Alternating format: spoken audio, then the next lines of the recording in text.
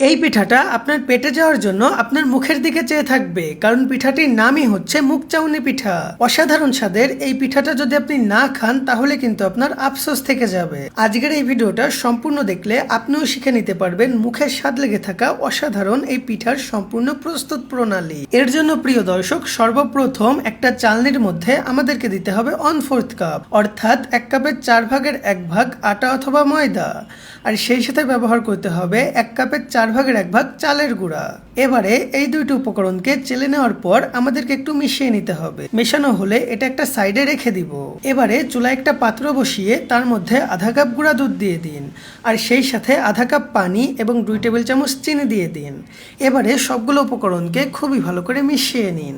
এ পর্যায়ে কিন্তু চুলায় জাল অফ থাকবে। চুলায় জালটা কখন অন করবেন সেটা আপনাদেরকে একটু পরেই জানিয়ে দিব।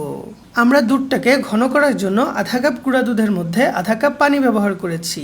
যারা গরুর দুধ দিয়ে তৈরি করবেন তারা চাইলে আধা কাপ গরুর দুধই ব্যবহার করতে পারেন, অথবা চাইলে 2 কাপ গরুর দুধ জাল করে ঘন করে আধা কাপে পরিণত করে নিতে পারবেন। দুধটা ঘন করে নিলে আমরা যে পিঠাটা তৈরি করব সেটা খেতে আরো বেশি টেস্টি হবে। সবকিছুকে খুবই ভালো করে মিশিয়ে নিয়ে এখন আমরা চুলার জালটা অন করে দিব, আর তারপর দুধটাকে অনবরত নাড়িয়ে চাড়িয়ে দুধে একটা বলক তুলে নিব। না নাড়ালে কিন্তু এটার তল থেকে লেগে যেতে পারে।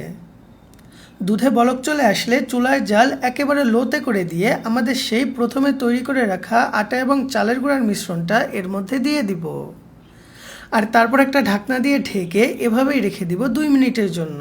2 মিনিট পর ঢাকনাটা তুলে নিচ্ছি। এবারে কিছুটা লবণ দিয়ে নেড়ে চেড়ে খুবই ভালো করে মিশিয়ে নিয়ে এটাকে চুলা থেকে নামিয়ে কিছুটা ঠান্ডা হওয়া পর্যন্ত অপেক্ষা করতে হবে। এই ফাঁকে চুলায় একটা পাত্র বসিয়ে তার মধ্যে 1 কাপ নারিকেল কোড়া দিয়ে দিলাম, আর তারপরে দিব 1 কাপের 3 ভাগের 1 ভাগ খেজুরের গুড়। এখানে গুড়ের পরিবর্তে চাইলে চিনিও ব্যবহার করা যাবে। এখন আমরা গুড় এবং নারিকেলটাকে খুবই ভালো করে মিশিয়ে নিয়ে রান্না করতে থাকবো। কিছুক্ষণ রান্না করার পর আপনি দেখতে পারবেন গুড়টা গলে গিয়ে এটা অনেকটাই পানি পানি হয়ে গিয়েছে। আরও কিছুক্ষণ জাল করার পর আপনি দেখতে পারবেন পানি অনেকটাই শুকিয়ে গিয়ে ধীরে ধীরে আঠালো হয়ে আসছে।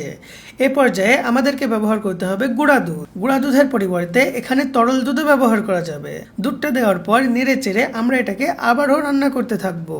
2 থেকে 3 মিনিট রান্না করার পরেই দেখুন এটা ধীরে ধীরে শক্ত হয়ে গিয়ে অনেকটা পুরের মতো তৈরি হয়ে গিয়েছে। যখনই দেখতে পারবেন এটা এই অবস্থাতে চলে এসেছে তখনই চুলা থেকে এটাকে নামিয়ে রাখুন।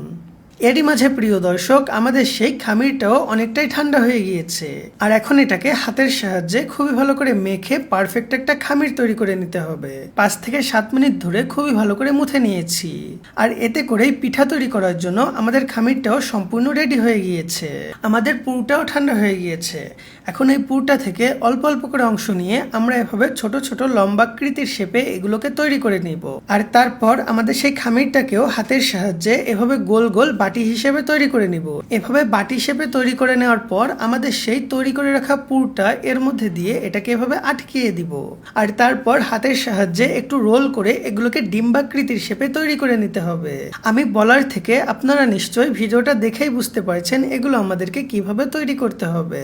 দেখুন প্রিয় দর্শক, আমরা সবটুকু খামির এবং পুর দিয়েই এরকম ডিম্বাকৃতির শেপে এগুলোকে তৈরি করে নিয়েছি। এখন আমাদেরকে এগুলোকে ভেজে নিতে হবে। তেল গরম করে নিয়ে তেলের মধ্যে পিঠাগুলোকে আমরা ছেড়ে দিলাম। সবগুলো পিঠা দেওয়া হয়ে গেলে চুলার জাল মিডিয়ামে রেখে আমরা পিঠাগুলোকে ভাজতে থাকবো। যেহেতু পিঠাগুলো নরম থাকে তাই প্রথম অবস্থাতে এগুলোকে টাচ করা যাবে না। প্যান অথবা কড়াইয়ের হাতুলি ধরে এগুলোকে একটু হেলিয়ে দুলিয়ে ঠিক এভাবে নাড়িয়ে চাড়িয়ে দিতে হবে। কিছুক্ষণ পরেই আপনি দেখতে পারবেন পিঠাগুলো অনেকটাই ফুলে গিয়েছে এবং এগুলোতে কালার আসা শুরু হয়েছে, সেই সাথে এগুলো কিছুটা শক্ত হয়ে গিয়েছে। তাই এখন চামচের সাহায্যে উল্টিয়ে পাল্টিয়ে এগুলোকে ভেজে নিব। আমরা এই পিঠাটাকে গাঢ় বাদামি কালার করে ভেজে তেল থেকে তুলে নিচ্ছি। আর এরই সাথে প্রিয় দর্শক তৈরি হয়ে গেল মুখের স্বাদ লেগে থাকা মুখ চাউনি পিঠা। এখন নিশ্চয়ই প্রিয় দর্শক পিঠার ভেতরটা দেখার অপেক্ষা। প্রিয় দর্শক দেখুন পিঠার ভেতরটাও কত সুন্দর দেখাচ্ছে এবং এটা কতটা লোভনীয় লাগছে। এটা যে খেতে কতটা টেস্টি আপনারা একবার না বানিয়ে খেলে বুঝতেই পারবেন না। আর পিঠাটা যদি খেতে চান তাহলে আমাদের ভিডিওতে একটা লাইক করে আপনাদের বন্ধুদের কাছে ভিডিওটা শেয়ার করে দিন এবং আমাদের পেজে ফলো দিয়ে আমাদের সাথেই থাকুন।